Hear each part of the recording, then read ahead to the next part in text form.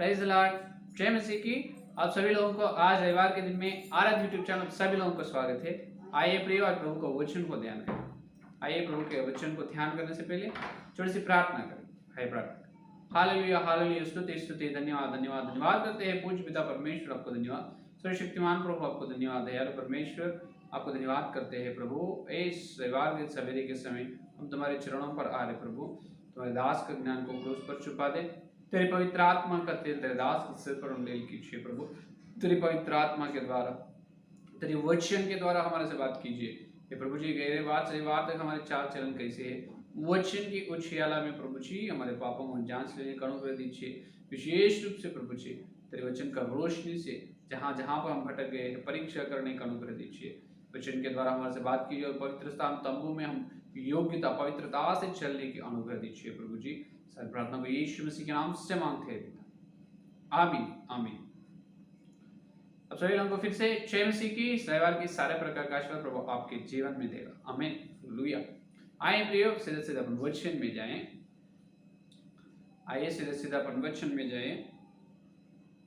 एफिसियों की पत्री, आज का मूल वचन एफिसियों की पत्री दूसरा अध्याय, एफिसियों की पत्री दूसरा अध्याय 7 और 8 वचन। हर दिन जो वचन पढ़ते हैं, हर दिन वचन पढ़ने वालों को बहुत आसानी का वचन है। एफिसियों की पत्री दूसरा अध्याय 7वां वचन देखो क्या कह रहे पौलुस ने कि वह अपनी उस दया से जो मसीह यीशु में हम पर है आने वाले समयों में अपने अनुग्रह का असीम धन दीजिए, क्योंकि विश्वास के द्वारा अनुग्रह से तुम्हारा उद्धार हुआ है और यह तुम्हारी ओर से नहीं वरन परमेश्वर का दान है। हालेलुया। और एक बार देखिए 8वां वचन में, क्योंकि विश्वास के द्वारा अनुग्रह से ही तुम्हारा उद्धार हुआ है और यह तुम्हारी ओर से नहीं वरन परमेश्वर का दान है। जो पढ़े उनको पवित्र आत्मा परमेश्वर अपने बीच में तोड़कर वचन का आशीर्वाद दे, आमीन। देखिए प्रभु में मेरे प्रियो, एफिसियों की पत्री दूसरा अध्याय 8वां वचन, ये बहुत आश्चर्य और भविष्य, भूत वर्तमान भविष्य काल की बात है। ध्यान से सुनिए। एफिसियों की पत्री दूसरा अध्याय 8वां वचन में जो कहा है ये भूत वर्तमान भविष्य काल की है, क्योंकि वहां पर क्या बात कहा है, बहुत अनमोल वचन है। तुम विश्वास और अनुग्रह से ही तुम्हारा उद्धार हुआ है। विश्वास और अनुग्रह से ही तुम्हारा उद्धार हुआ है, तुम्हारे ओर से नहीं वरन परमेश्वर का दान है। दान है। परमेश्वर का दान कहां पर है? स्वर्ग में। परमेश्वर का दान स्वर्ग में है भविष्य का। विश्वास और अनुग्रह ये परमेश्वर का है। ये वास्तव में ये विश्वास और अनुग्रह किनका है? परमेश्वर का। तो परमेश्वर भूत वर्तमान भविष्य काल में है।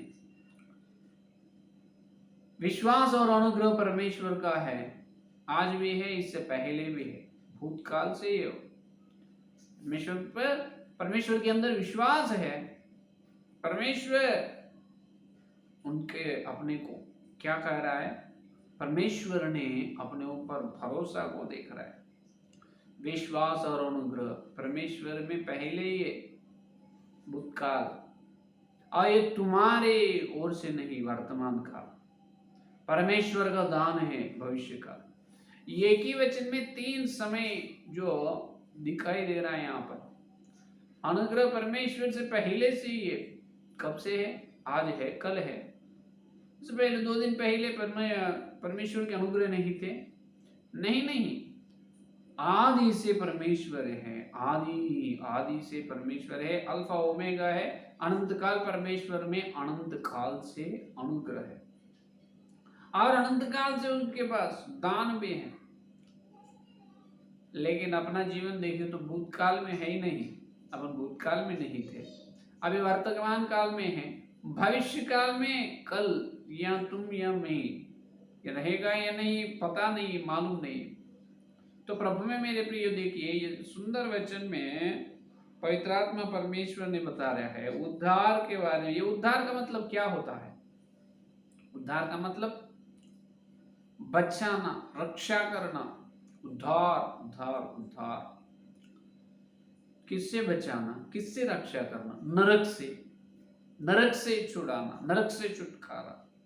ये स्वर्ग का वारसी बनना, यानी नरक से बचाना। कोई बचा नहीं सकता, यानी उद्धार का मतलब बचाना, रक्षा कर। नरक से कौन रक्षा करता है? जो समाज में जो है, जो किसी एक खतरा से तुमको कोई तो बचाएगा। कोई किसी खतरा के बारे में तुमको मालूम है, खतरा है तुम्हें, तो पुलिस वाले तुम्हें बचाएगा, चोर से बचाएगा, और नरहत्या से बचाएगा तुमको जो खतरा हो तो। और किसी कोई तुम्हें जो धोखा दिए किसी से, और एक थ्रेट है तुमको, पुलिस वाले बचाएगा। लेकिन नरक से कौन सा पुलिस बचाएगा? कोई भी बचाएगा नहीं। सभी लोग नरक में ही जाने वाला है अगर उद्धार नहीं पाए। तो इसका मतलब सभी लोग जिसके अंदर पाप नियम है, जन्म से अपने अंदर जन्म कर्म पाप है, माता की पेट से ये अपन पाप से पैदा हो रहा है, तो अपने अंदर जो पाप है, पाप से आने वाला फल मृत्यु से आने वाला फल नरक, बराबर नरक में। तो उद्धार का मतलब नरक से बचाना, नरक से रक्षा करना। कौन कर सकता है? नरक से रक्षा सिर्फ परमेश्वर कर सकता है और कोई नहीं, क्योंकि वो एक खतरा नहीं, खतरा का दादा है। खतरा का दादा, इसका मतलब कोई भी उससे बचा नहीं सकता। शक्ति और सामर्थ्य किसी के अंदर नहीं, सिर्फ यीशु मसीह के पवित्र लहू के अंदर है। Hallelujah hallelujah. तो यीशु मसीह के लहू को जो विश्वास करे है, मन फेर लिए है और विश्वास किए है, बपतिस्मा लिए है, उन्होंने उद्धार पाए। उनके आत्मा को यीशु मसीह नरक से बचाए। तो अच्छा है। तो उद्धार जो अपने को मिला है, उद्धार जो अपने को मिला, वो अपना नहीं, वो परमेश्वर का दान है। क्या है? परमेश्वर का दान। इसका मतलब परमेश्वर का, तुम्हारा नहीं। वो परमेश्वर के पास है, वहां से अपने पास आएंगे। हालेलुया। क्या है बात? उद्धार अपने पास नहीं है, वो परमेश्वर के पास है, उनके द्वारा अपने को मिल चुका है। तो देखिए प्रियो, अभी एक उपहार है। अभी सेलिब्रेशंस जो ओकेशंस में गिफ्ट्स देते हैं, अभी कोई एक व्यक्ति गिफ्ट दिए समझो, तो पहले जो गिफ्ट ले रहे हैं उसके पास वो नहीं, जो आके उन्होंने दिया है, तो कोई मुझे एक गिफ्ट दिया है, वो मेरा हो चुका है। इससे पहले वो मेरे पास नहीं, मुझे प्रेम, मुझे सम्मान से, मुझे मेरे ऊपर प्रेम से, मेरे ऊपर सम्मान से मुझे गिफ्ट दी है, उपहार दी है। उसी प्रकार परमेश्वर का दान वो पहले परमेश्वर के पास है, जब अपन बपतिस्मा लिए वो अपने को दे दिए। हालेलुया। ये धरती का नहीं, स्वर्ग का है। स्वर्ग का दान अपने को मिल गया। कैसे? यीशु मसीह के पवित्र लोगों से। ये उद्धार नरक से कोई भी बचाता नहीं। आर्थिक समस्या से और बीमारी से और कुछ भी रहने दे, कोई भी समस्या होने दो, कोई भी बचा सकता है। हाँ, पैसे खर्च करते किसी रीति से तुम बच सकते। नरक से कैसे बचते? कैसे बच सकते? नरक से बचना है यीशु मसीह के लोगों से। तो एक कितना आशीर्वाद की बात है। कोटि कोटि स्तुति प्रभु को, धन्यवाद। Hallelujah hallelujah.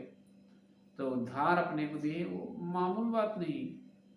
मरने के बाद आत्मा सीधा नरक में जाना है, लेकिन यीशु मसीह को विश्वास करने से अपनी आत्मा नरक से छुटकारा पाए हैं, यानी तो अपने को नरक से मुक्त हो गए।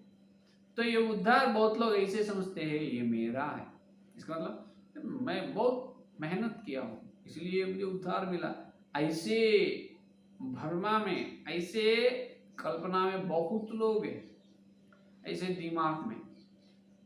मतलब बपतिस्मा लेने के बाद पहले बहुत नम्र रहते हैं कुछ दिन, और कुछ दिन होने के बाद उनका स्वभाव देखने से अपने को मालूम हो सकता है, मालूम होता है। वो बोलते हैं हाँ मैं तो बहुत प्रार्थना बहुत किया हूँ, बपतिस्मा बोले तो मामूल बात है, उसके लिए उसके बारे में बहुत बहुत कुछ काम क्या किया है तुम। बपतिस्मा लिए के बपतिस्मा लेने के लिए क्या किए है? कि बपतिस्मा लेने से कोई अपने पैसे देगा क्या? कोई भी नहीं देगा। आजकल एक ऐसा गलत फहमना ऐसा है समाज में, ऐसा गलत प्रचार है, झूठा प्रचार ईसाइयों, इसीलिए वो धर्म परिवर्तन, जबरदस्ती से धर्म परिवर्तन कर रहा है। और जो लोग ईसाई में जल रहा है, ईसाई में चले जा रहा है, उसको बहुत पैसे मिल रहा है। अच्छा, आज तक हम तो 1 रुपये तो भी नहीं मिले। कोई उनके खुद उनका धर्म छोड़कर ईसाई में आने से अगर पैसे मिले तो इस देश में, भारत देश में कोई एक दूसरा धर्म भी नहीं रहेगा भैया। अगर मैं यीशु मसीह को मान चुका हूँ, यीशु मसीह का मैं उद्धार करता स्वीकार कर चुका हूँ, तो मेरे को करोड़ों रुपए मिलना है, तो मैं बपतिस्मा लूंगा और मेरे करोड़ों रुपए आएंगे। मुझे देखकर कोई हिंदू लोग या जैन सिख कोई मुसलमान लोग रहते हैं, वो लोगों को करोड़ रुपए देते, तुम बपतिस्मा लोगे तो क्यों नहीं लेंगे? कम से कम ज्यादा लोग तो लेंगे, पूरे लोग नहीं, कम से कम ज्यादा लोग तो लेंगे।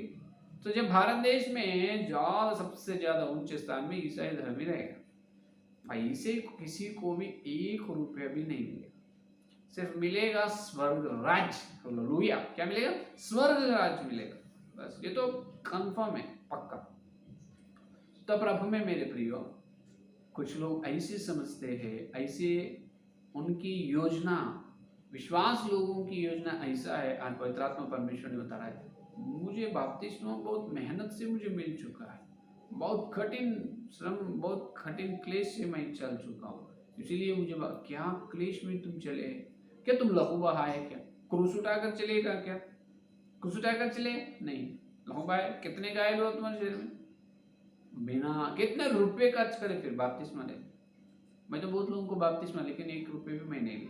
आपको जो बपतिस्मा दिए है उपासक को, आप रुपये कितने पैसे दे के बपतिस्मा लिए, उद्धार पाए? 1 रुपये भी नहीं। फिर उचित में परमेश्वर अपने को दे। इसीलिए प्रथम कोरिन्थियों की पत्र 1 अध्याय में कहता है, देखिए प्रियो, प्रथम कोरिन्थियों की पत्र 1 अध्याय देखो,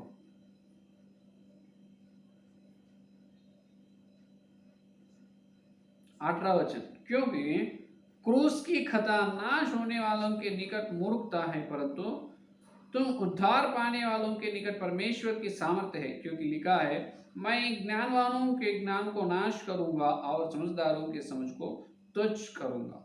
ज्ञानवानों के ज्ञान को नाश करने के लिए, समझदारों के समझ को तुच्छ करने के लिए परमेश्वर अपने को उद्धार दी। क्योंकि अभी देखिए नीचे देखो 20 वचन, कहाँ रहा ज्ञानवान, कहाँ रहा शास्त्री, कहाँ रहा इस संसार का विवादी? क्या परमेश्वर ने संसार के ज्ञान को मूर्खता नहीं ठहराया? क्योंकि जब परमेश्वर के ज्ञान के अनुसार संसार के ज्ञान से परमेश्वर को ना जाना, तो परमेश्वर को यह अच्छा लगा कि इस प्रचार की मूर्खता के द्वारा विश्वास करने वालों को उद्धार दे। ये देखो, अपने को उद्धार इसीलिए देना है कि देखो, परंतु हम तो उस क्रूस को देखिए 24 वचन, परंतु जो बुलाए हुए हैं, क्या यहूदी क्या यूनानी, उनके निकट मसीह परमेश्वर के सामर्थ्य और परमेश्वर का ज्ञान है। देखो, और सॉरी 1 अध्याय 26 वचन, हे भाइयों, अपने बुलाए जाने को तो सोचो कि ना शरीर के अनुसार बहुत ज्ञानवान और ना बहुत सामर्थी और ना बहुत कुलीन बुलाए गए, परंतु परमेश्वर ने जगत के मूर्खों को चुन लिया है कि ज्ञानियों को लज्जित करे, और परमेश्वर ने जगत के निर्बलों को चुन लिया है कि बलवानों को लज्जित करे, और परमेश्वर ने जगत के नीचों को और तुच्छों को, वरन जो हैं भी नहीं उनको भी चुन लिया कि उन्हें जो है व्यर्थ ठहराए। हालेलुया। इसीलिए परमेश्वर अपने को बुलाए, उद्धार इसीलिए दिए कि ज्ञान लोगों को लज्जित करने के लिए, बलवंत लोगों को लज्जित करने के लिए, जो अमीर लोग हैं, विशेष लोग हैं, उसको लज्जित करने के लिए, निर्बल लोगों को, तुच्छ लोगों को, और अपने को परमेश्वर ने इसीलिए बुलाए। देखो देखो देखो देखो देखो क्या कर रहा है, नीच लोगों को, तुच्छ लोगों को अपने को बुलाया है परमेश्वर ने, और मूर्ख लोगों को चुन लिया है, निर्बल लोगों को चुन लिया, मूर्ख लोगों को, तुच्छ लोगों को, नीच लोगों को चुन लिया। अगर अपनी क्रियाओं के द्वारा उद्धार मिले, समझे, अपनी मेहनत से उद्धार मिले, तो कल न्यायासन के सामने चलने के बाद परमेश्वर अपने को लेखा पूछता है, कैसे तुम्हारी चाल चलन हुआ, कैसे तुम चले। तो बोलते हैं प्रभु मैं तो ऐसे ही चल चुका हूँ, बहुत बहुत मेहनत कठिन से मुझे उद्धार मिला है, बहुत रुपये तो खर्च हुआ, बहुत मेहनत से मुझे मिल चुका है। अच्छा तो बहुत मेहनत करने से मिला है ना, ठीक है बोलना पड़ेगा परमेश्वर, लेकिन उचित में इसीलिए दिए है कि कल परमेश्वर के सामने तुम घमंड से नहीं रहना, घमंड से नहीं रहना। अगर अपनी क्रियाओं से उद्धार मिले तो अपन परमेश्वर को सवाल पूछते हैं, हाँ प्रभु जी क्या तुम फ्री में तो उद्धार दिए क्या मुझे, ऐसा नहीं दिए, इसलिए बहुत कुछ करना पड़ा मुझे। जब भी मुझे उद्धार मिला है खाली उचित में नहीं दिए, ऐसे बात बोलते हैं। इसीलिए परमेश्वर भविष्यवाणी, परमेश्वर को भविष्य मालूम है, ऐसे दिमाग लोगों रहेगा। उचित रूप में दिया तो ठीक है, उद्धार अपने को दिया है, वो स्वर्ग का दान है, स्वर्ग का दान अपने को मिल चुका है। मिलने के बाद क्या करना, क्या करना मालूम है। फिलिपियों के पत्र में अभी देखिए, फिलिपियों के पत्र 2 अध्याय 12 वचन, फिलिपियों के पत्र 2 अध्याय 12 वचन को देखो, 2 अध्याय 12 वचन। इसीलिए हे मेरे प्रियो, जिस प्रकार तुम सदा से आज्ञा मानते आए हो, वैसे ही अब भी ना केवल मेरे साथ रहते हुए पर विशेष करके अब मेरे दूर रहने पर भी डरते और कांपते हुए अपने अपने उद्धार का कार्य पूरा करते जाओ। हालेलुया। क्या बताए, डरते और कांपते हुए अपने अपने, डरते और कांपते हुए अपने अपने उद्धार का, किनका, अपने उद्धार, तुम्हारा उद्धार। अपन देखा है एफसीओं के पत्र 2 अध्याय 8 वचन में, विश्वास और अनुग्रह से उद्धार मिला है, ये तुम्हारा नहीं परमेश्वर का दान है। परमेश्वर का दान को तुम्हारा उद्धार बोल रहा है यहाँ पर पौलुस ने, ये कैसे हो सकता, वहां पर हाँ है यहाँ पर नहीं है। क्या उद्धार परमेश्वर का है, नहीं तो अपना है, किसका है, नहीं परमेश्वर का है। तो तुम पौलुस ने यहाँ पर बोल रहा है तुम्हारा अपना पर उद्धार, अगर अपना है तो परमेश्वर का नहीं होता, फिर कौन सा सत्य है, दोनों वचन में कौन सा वचन सही है, दो भी सही है।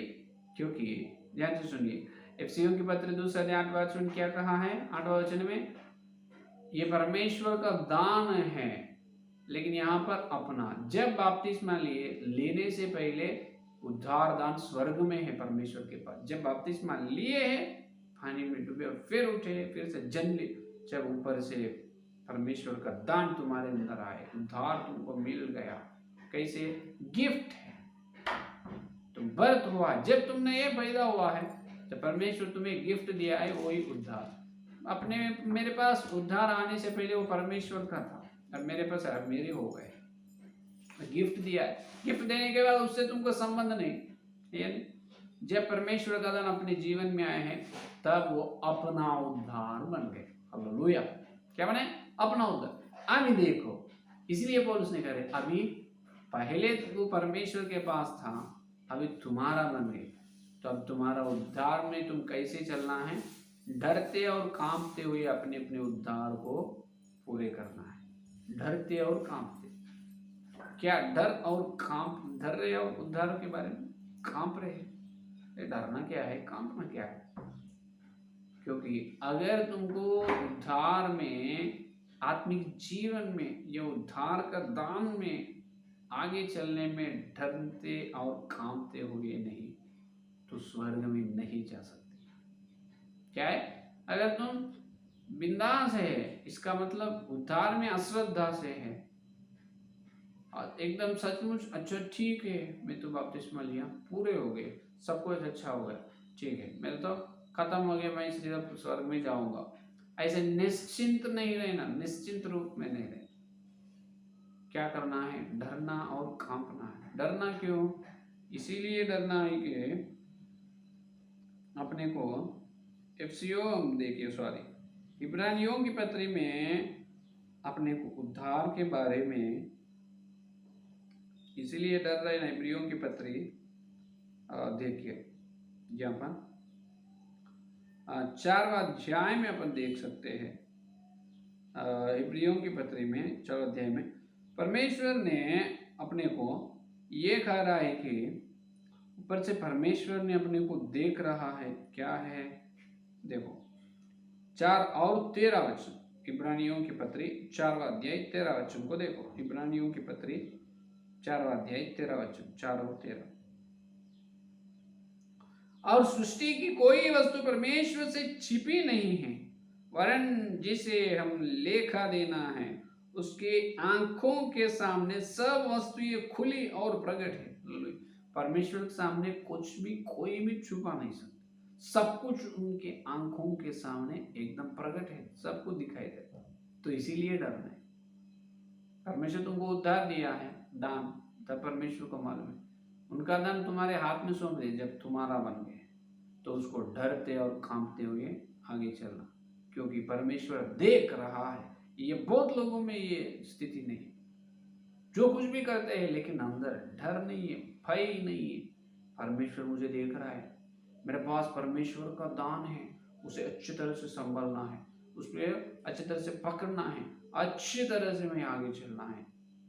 क्या ऐसा मन है? किसके अंदर है? लगता है मैं कुछ भी कर सकता हूँ, परमेश्वर को मालूम नहीं। परमेश्वर देख रहा है क्या? परमेश्वर को जब आंख बंद कर देते, परमेश्वर बहुत बिजी रहेगा, इसलिए तब जब वो बिजी रहेगा तब मैं फंस जाऊंगा, तब मैं भटक जाऊंगा, तब मैं पाप करूंगा। ऐसे कैसे हो सकता है? ये मूर्ख सोच है। परमेश्वर के सामने सब कुछ दर्पण के जैसा, कांच के जैसा एकदम प्रकट है। क्या कर रहे हो, क्या करते हो, क्या करने वाला है, पूरा उनके सामने सब कुछ दिखाई दे रहा है। तो परमेश्वर देख रहा है, इसीलिए भय डर रहना है।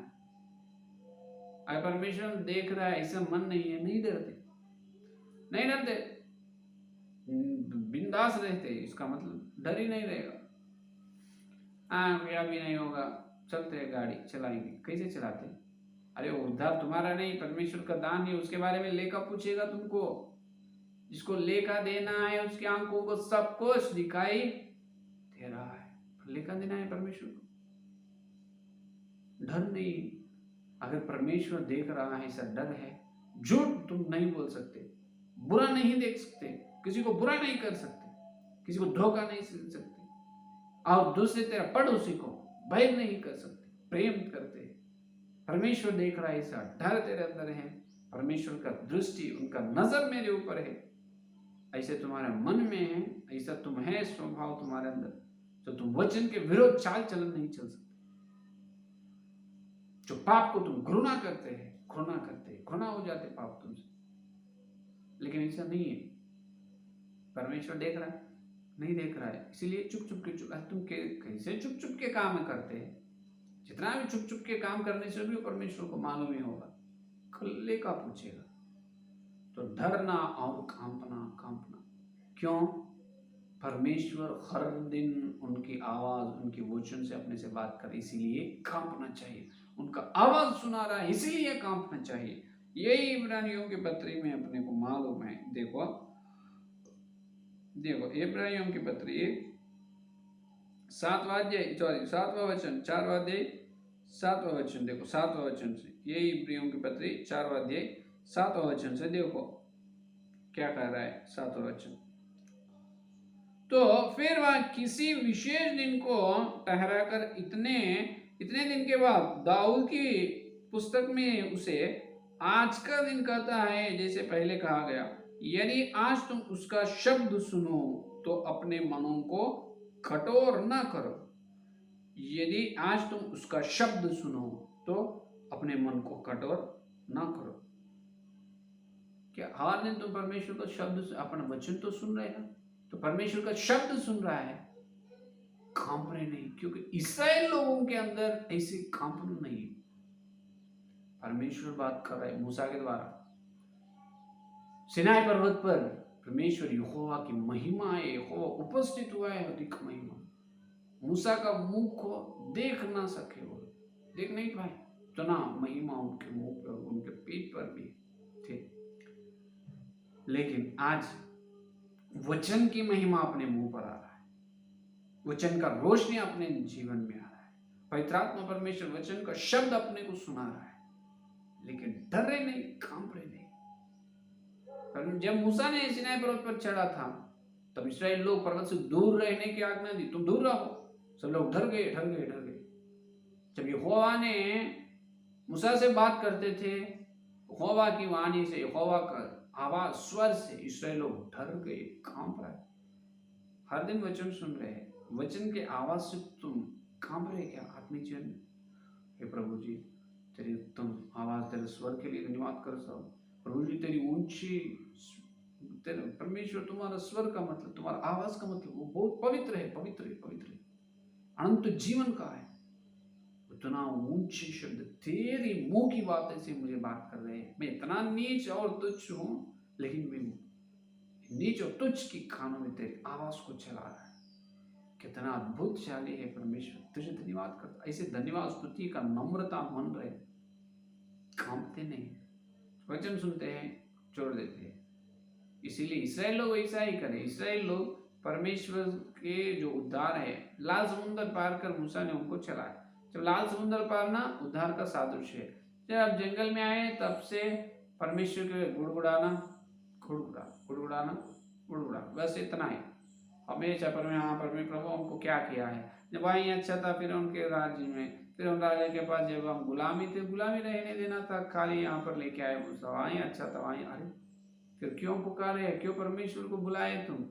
ए होवा परमेश्वर हमको बचाओ, ये बहुत कठिन सेवा यहाँ पर करना पड़ रहा है, बहुत कठिनता, बहुत क्लेश में है, बहुत दुख के साथ विनती करे। क्यों किए फिर?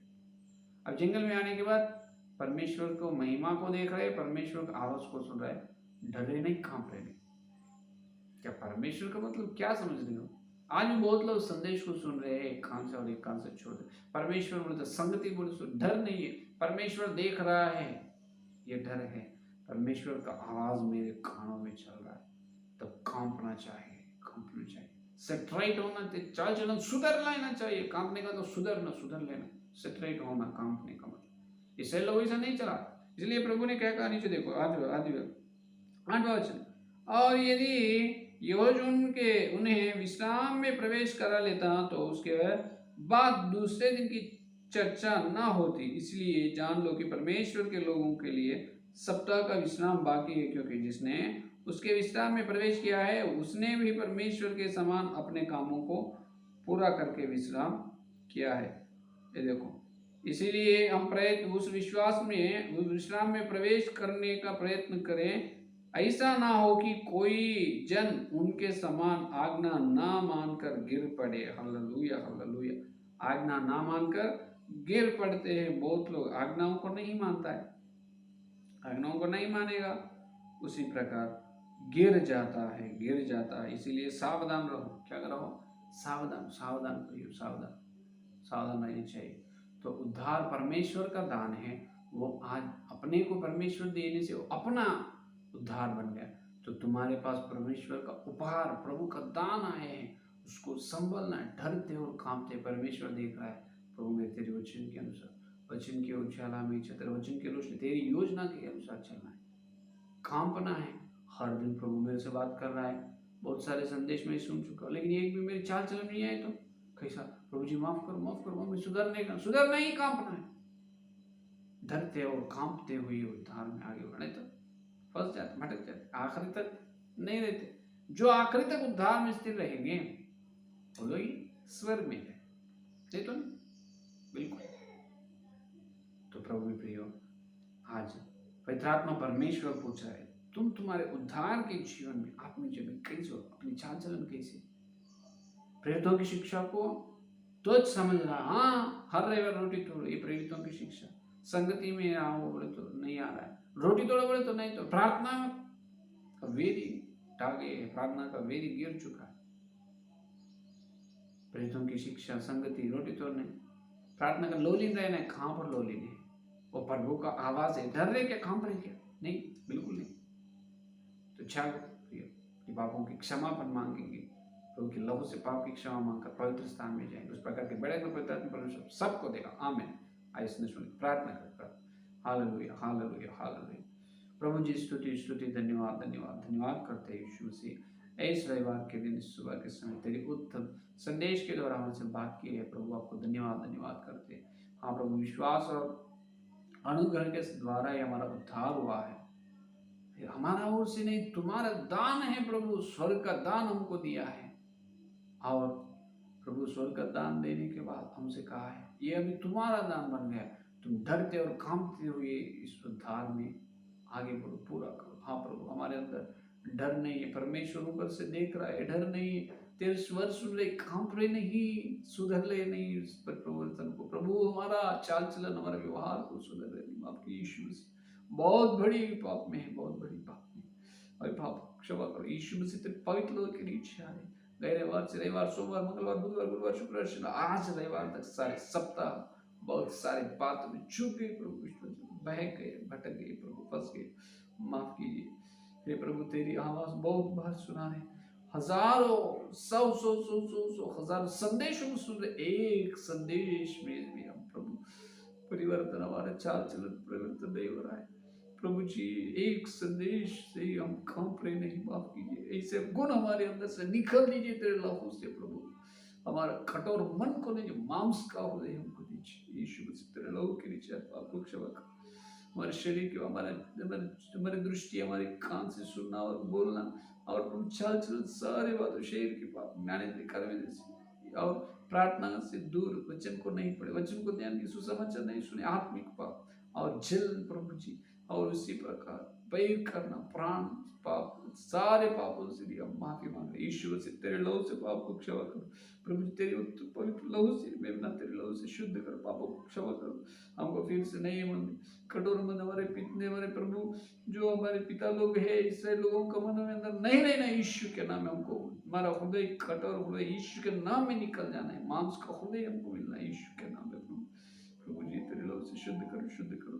यीशु मसीह उनकी पवित्र कटोरा लेकर अपने बीच में घूम रहा है, जो पाप की क्षमा उनको यीशु मसीह पवित्र लहू से शुद्ध करने के लिए आए। यीशु मसीह मेरे पाप क्षमा करो, क्षमा मांगिए यीशु मसीह, तेरे लहू से पाप को क्षमा करो, क्षमा करो, क्षमा करो, क्षमा करो, क्षमा करो। यदि अपने पापों का अपन जानते तो यीशु मसीह का पवित्र लहू सारे प्रकार के अधर्म और अशुद्धता से पवित्र बनाता है, विश्वास योग की प्रतिज्ञा है। यीशु मसीह के पवित्र लहू से पापों को क्षमा करे से प्रभु को दो हाथ उठाकर धन्यवाद करेंगे। Hallelujah, hallelujah, hallelujah, hallelujah. स्तुति और धन्यवाद, स्तुति महिमा करना प्रभु जी, धन्यवाद, धन्यवाद, स्तुति महिमा, महिमा, महिमा तुझे हो प्रभु, धन्यवाद हे प्रभु जी। गई रविवार से रविवार तक सारे सप्ताह पर हम भटक गए, विश्वास बह गए प्रभु, हमारे पापों को जांच ले, अनुग्रह दी है, तेरे पवित्र से पापों को क्षमा किए है प्रभु, प्रभु धन्यवाद, धन्यवाद, स्तुति, धन्यवाद, हालेलुया, हालेलुया। यीशु से तेरे पवित्र से पापों को क्षमा किए, स्तुति, स्तुति, धन्यवाद, धन्यवाद, धन्यवाद, धन्यवाद, हालेलुया, हालेलुया, धन्यवाद, धन्यवाद करते हैं प्रभु जी।